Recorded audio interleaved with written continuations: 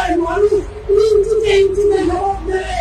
বাংলার মানুষ এর বদলে রাজনৈতিকভাবে সন্ত্রাস করে নয়, আপনারা তো সন্ত্রাস করে, আমরা সন্ত্রাস করি না। মামাটি মানুষের দল, মামাটি মানুষের ভালোবাসি করে আমরা গণতন্ত্রের প্রতি সন্ত্রাসী।